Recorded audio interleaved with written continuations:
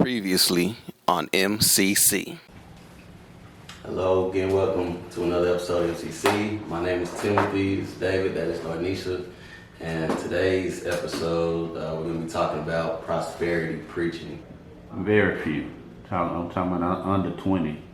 You know, now they 500-600 strong, and a lot of it was because of the leadership of these men and following God's guide, and the Lord blessed it. And as the Lord blesses the church, the man who leads the church ought to be blessed also. And so, and whatever, and this principle is for whatever size church. Whatever you give to the pastor, that's his to do.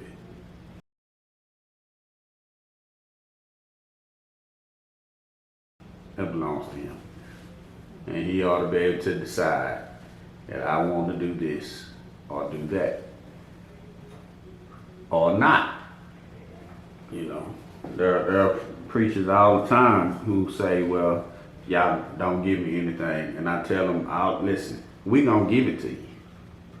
If you want to give it back, that's fine. Because our blessing comes from our giving. Which I think, as Timothy said earlier, that which is true. That's biblical. That you're blessed through your giving. That's biblical. And so that's not the part that's being misleading. It's the trying to guarantee what the blessing is. That's not biblical.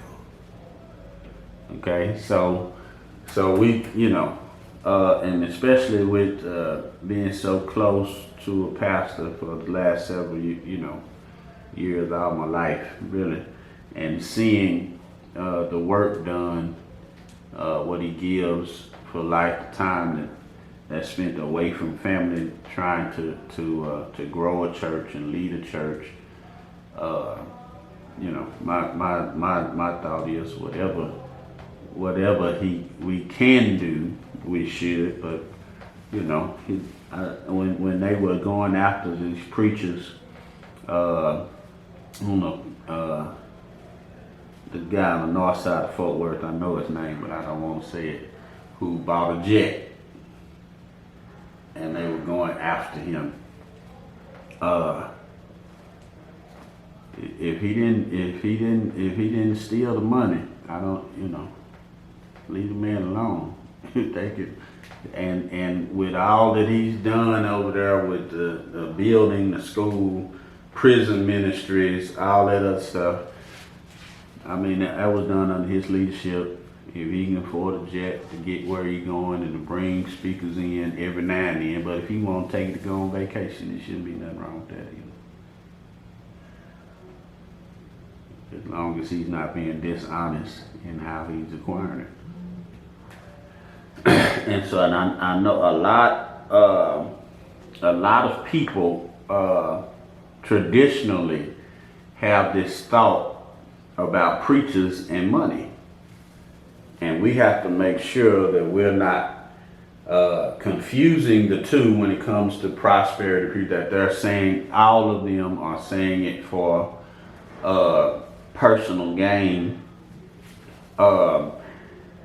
and confusing those who have diligently served and worked, who might be asking for such and such amount for this. Because the preacher I'm talking about, I remember him saying, I want such and such amount to buy a jet, and he got it. They gave it to him. Now I don't know what else he said. I don't know if he promised a blessing if they buy him a jet, or promised financial returns, or I don't know. But he was up front with what he wanted to do with the money. He had enough followers and friends that gave and got the money, and so he bought a jet.